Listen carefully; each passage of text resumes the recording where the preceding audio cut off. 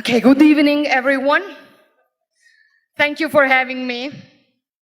My deepest gratitude goes to Chairman John Rogers, President Frederick Kemp, the entire Atlantic Council for this distinguished recognition I am very proud of. And I thank Elon for the beautiful words that he had for me and for his precious genius for the era in which we live.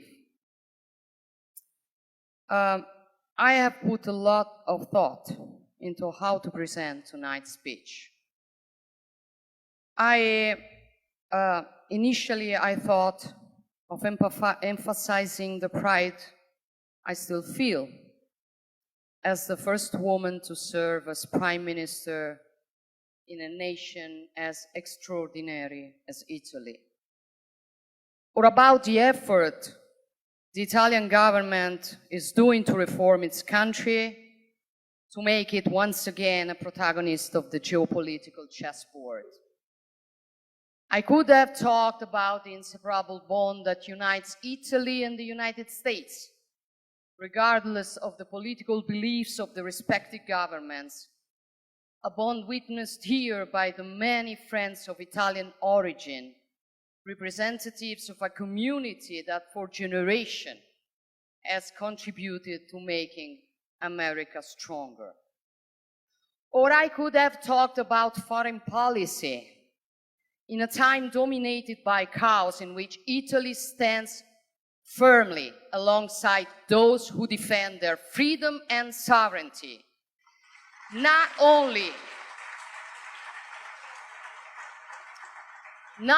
for it is right to do so, but also because it is in the interest of Italy and the West to prevent a future in which the law of the strongest prevails.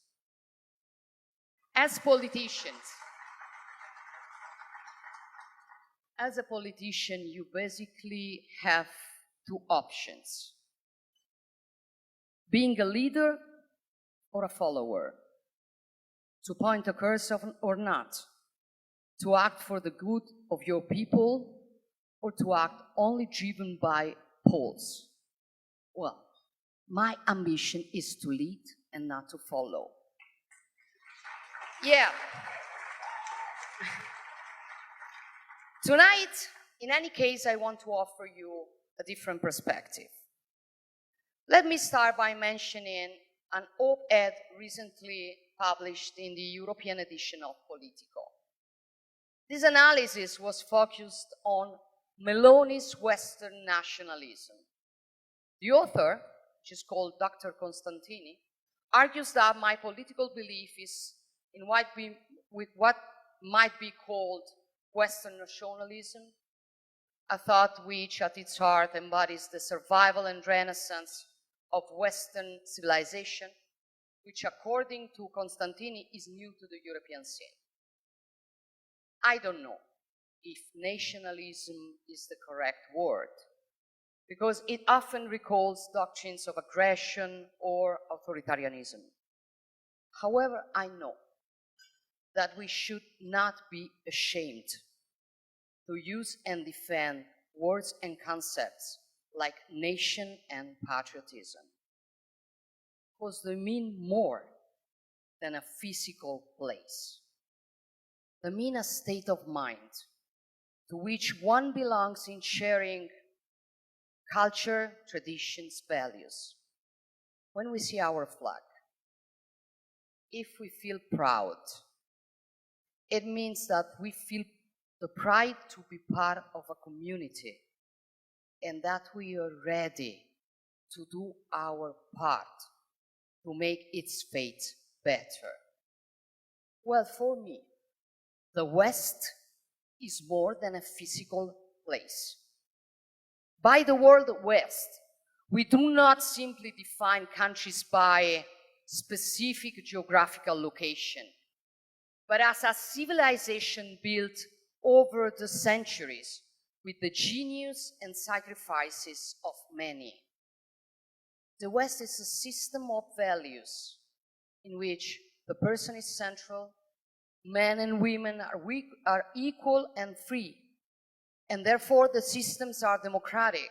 Life is sacred, the state is secular, and based on the rule of law. I ask and wonder to myself and to you, are these values of which we should be ashamed of? And are these values, and do these values drive us away from the others, or they bring us closer to the others? As West, I think we have two risks to counter.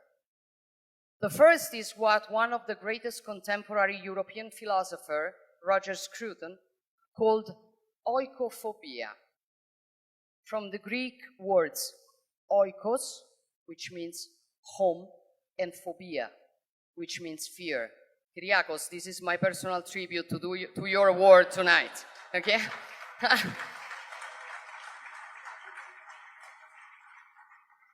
Sorry for being so serious, but I want to share with you this thought I had. Oikophobia is the aversion to one's home, a mounting contempt, which leads us to want to violently erase the symbols of our civilizations in the US as in Europe. The second risk is the paradox that while on the one hand, the West looks down on itself, on the other hand, often claims to be superior to the others. The result is that the West is in danger of becoming a less credible interlocutor. The so-called Global South is demanding more influence. Developing nations that are by now largely established there are autonomously collaborating among themselves. Autocracies are gaining ground on democracies, and we risk looking more and more like a closed and self-referential fortress. In Italy, to reverse this course, we decided to launch, for example, the Mattei Plan for Africa, a model of cooperation based on equal footing to build a new long-term partnership with African countries. For yes, crises are multiplying in the world, but every crisis hides also an opportunity. For it requires to question oneself and to act. Above all, we need to recover awareness of who we are. As Western peoples, we have a duty to keep this promise and seek the answer to the problems of the future by having faith in our values.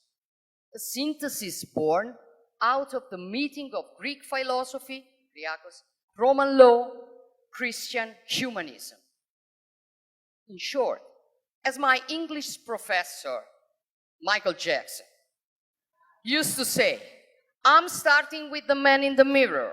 I'm asking him to change his ways. And no message could have been, and we know it, we know the song, guys.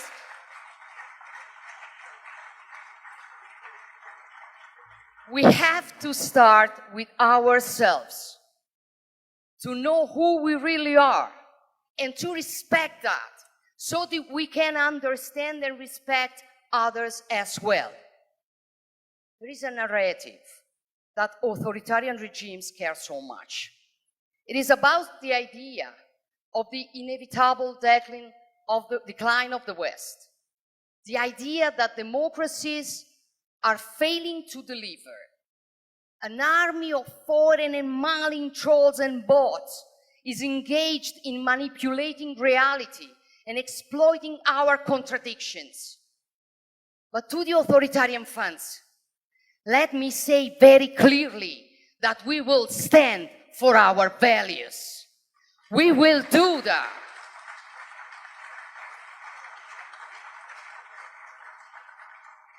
President Reagan once said, above all, we must realize that no arsenal or no weapon in the arsenal of the world is so formidable as the will and the moral courage of free men and women.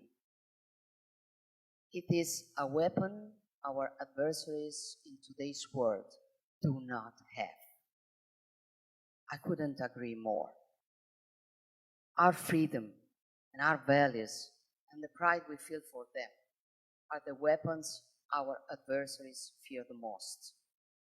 So we can't give up the strength of our own identity, for that would be the best gift we can make to authoritarian regimes.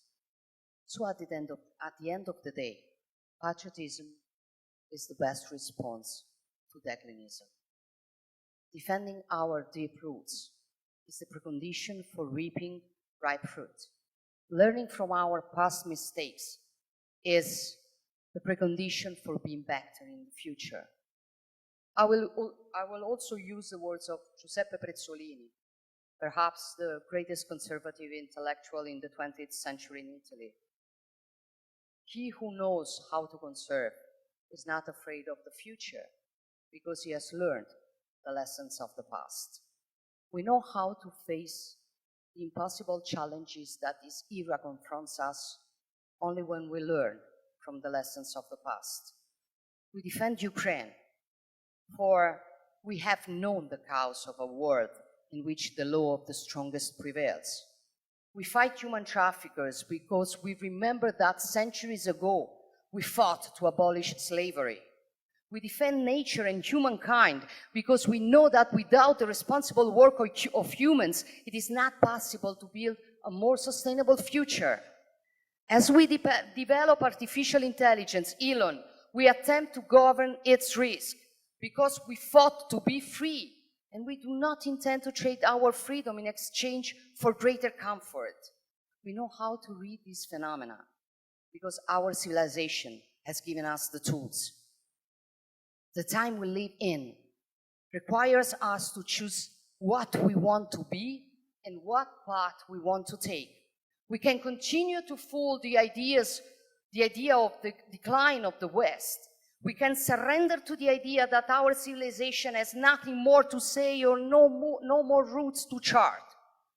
Or we can remember who we are, learn also from our mistakes, add our own piece of the story in this extraordinary walk, and govern what happens around us to leave our children a better world, which is exactly my choice. And I like to think that the reason why you have chosen me for this precious award is that you share this choice. Thank you.